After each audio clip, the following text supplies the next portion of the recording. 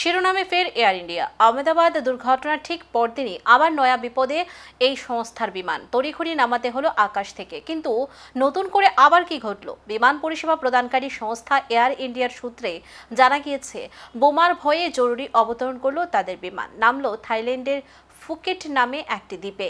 এই বিমানের নম্বর ছিল AI-379। ফুকেট দ্বীপে নামতেই যাত্রীদের তড়িঘড়ি বিমান থেকে বের করে আনেন ক্রিউ সদস্যরা।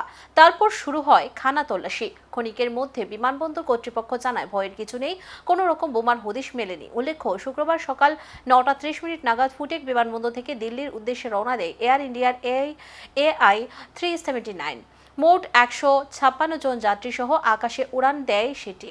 কিন্তু আন্দামানের কাছে পৌঁছানোর আগে বিমানটিকে ডেকে নেয় ফুকেট বন্দর কর্তৃপক্ষ। তারপর পাওয়া বোমা হুমকির ভিত্তিতে বিমান চলে তল্লাশি। বৃহস্পতিবার আহমেদাবাদে হওয়া বিমান দুর্ঘটনার পর থেকে যাত্রী নিরাপত্তা নিয়ে কার্যত প্রশ্নের মুখে পড়েছে বোয়িং বিমান ও এয়ার ইন্ডিয়া।